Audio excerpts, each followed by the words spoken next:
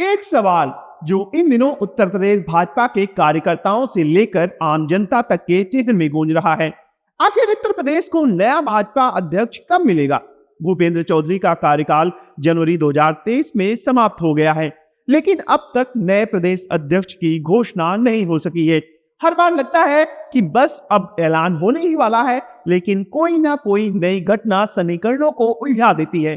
तो आज हम आपको पूरी कहानी बताएंगे कि कैसे लोध, दलित और ब्राह्मण समीकरणों के बीच यूपी भाजपा का नया अध्यक्ष तय नहीं हो पा रहा है, और अब कैसे जम्मू कश्मीर के पहलगाम में हुए आतंकी हमले ने इस पूरी प्रक्रिया को एक बार फिर से टाल दिया है। नमस्कार, मैं हूं मोहित त्रिपाठी और आप देख रहे हैं UP city live. Uttar Pradesh Bhajpa के प्रदेश अध्यक्ष भूपेंद्र चौधरी का कार्यकाल जनवरी 2023 में खत्म हो चुका है।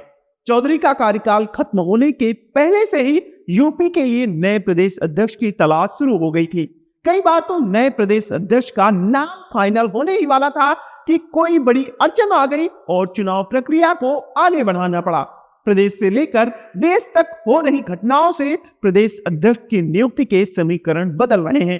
ताजा मामले में जम्मू कश्मीर के पहलगाम में हुए आतंकी हमले के बाद प्रदेश अध्यक्ष की नियुक्ति का मामला एक बार फिर अटक गया है। राष्ट्रीय अध्यक्ष जेपी नड्डा के कार्यकाल की बात करें तो उनका कार्यकाल जनवरी 2023 में खत्म हो गया था।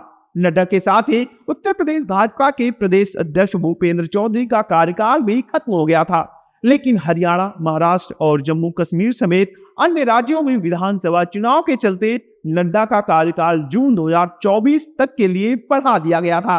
नड्डा का कार्यकाल बढ़ते ही चौधरी का कार्यकाल भी बढ़ गया। बता दें कि राष्ट्रीय अध्यक्ष के चुनाव से पहले भारतीय जनता पार्टी ने एक राष्ट्रीय स्तर का सदस्यता अभियान चलाया था। पार्टी ने सदस्यता अभियान के लिए नड्डा का कार्यकाल एक बार फिर दिसंबर तक के लिए बढ़ा दिया था। सदस्यता अभियान शुरू होने के साथ ही भाजपा में राष्ट्रीय स्तर पर संगठनात्मक चुनाव की प्रक्रिया भी शुरू हो गई थी।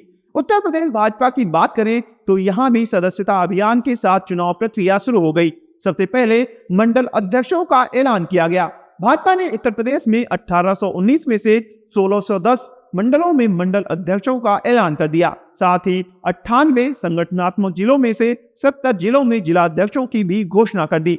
नियम के अनुसार जिला अध्यक्षों की घोषणा से प्रदेश अध्यक्ष के चुनाव के लिए जरूरी कोरम पूरा हो गया। जिला अध्यक्षों के ऐलान के साथ भले ही कोरम पूरा हो गया हो, लेकिन प्रदेश अध्यक्ष के चुनाव को लेकर लगातार अड़चनें आती रही है।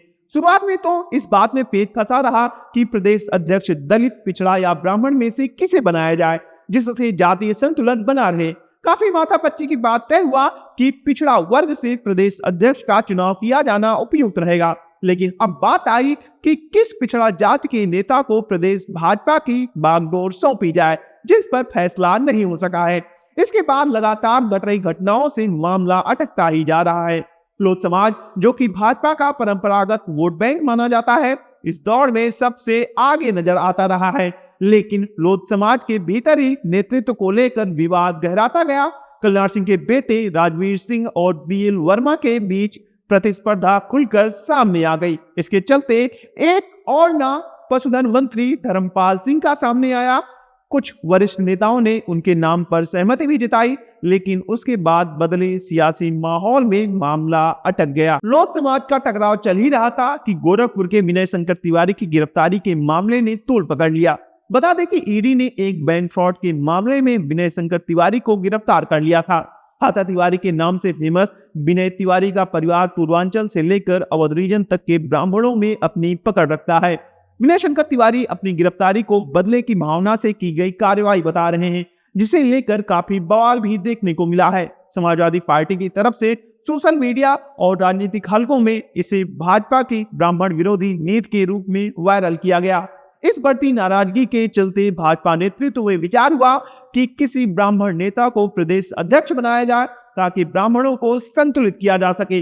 डॉक्टर दिनेश शर्मा, हरीश द्विवेदी, योगेंद्र उपाध्याय और श्रीकांत शर्मा जैसे नामों पर विचार हुआ। इस बीच एक और विवाद उभर कर सामने आया। करणी सेना और सपा सांसद रामजी लाल सुमन के बीच का टकराव का विवाद। राणा सांगा पर दिए गए एक बयान को लेकर करणी सेना ने तलवारें लहराई और आक्रोश जताया। इस पर समाजवादी पार्टी ने भाजपा और आरएसएस पर दलित दमन का आरोप बढ़ा। भाजपा को फीडबैक मिला कि दलित वर्ग खासकर पश्चिमी यूपी में नाराज है। ऐसे में पार्टी ने विचार किया कि प्रदेश अध्यक्ष का पद किसी दलित नेता को दे दिया जाए। संभावित नामों में रामशंकर कठेरिया, विनोद सोनकर, विद्यासागर सोनकर जैसे नेता शामिल थे, लेकिन जातीय समीकरणों की नई चालों में यह विकल्प भी पीछे धकेल दिया गया। इसके बाद जम्मू कश्मीर के पहलगाम में हुए आतंकी हमले ने एक बार फिर से राजनीतिक एजेंडा बदल दिया है। पार्टी के शीर्ष नेता प्रधानमंत्री नरेंद्र मोदी, गृहमंत्री अमित शाह, रक्षा मंत्री राजनाथ सिंह और पार्टी अध्यक्ष जेपी नड्डा इस घटनाक्रम पर केंद्रित रहे हैं। ऐसे में प्रदेश अध्यक्ष नियुक्त करने का समय अभी अनुकूल नहीं माना जा रहा है। इसके अलावा भाजपा ने जातीय जनगणना कराने का भी ऐलान किया है, जिसे वह पिछड़े और दलित वर्ग के लिए बड़ी उपलब्धि के तौर पर भुनाना चाहती है। जानकारों के अनुसार जब तक पाकिस्तान के खिलाफ केंद्र की प्रतिक्रिया पूरी नहीं हो जाती, तब तक उत्तर प्रदेश में नया प्रदेश अध्यक्ष नहीं चुना जाएगा।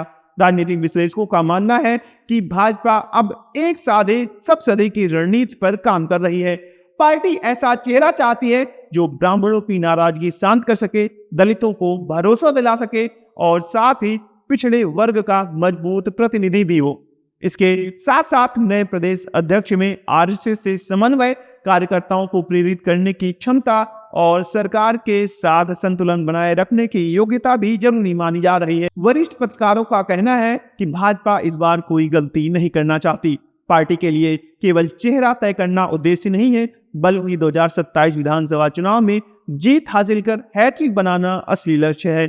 इसलिए जब भी फैसला होगा वह केवल जातीय समीकरण नहीं, बल्कि राजनीतिक दूरदर्शिता, सांगठनिक मजबूती और सामाजिक संतुलन के आधार पर होगा।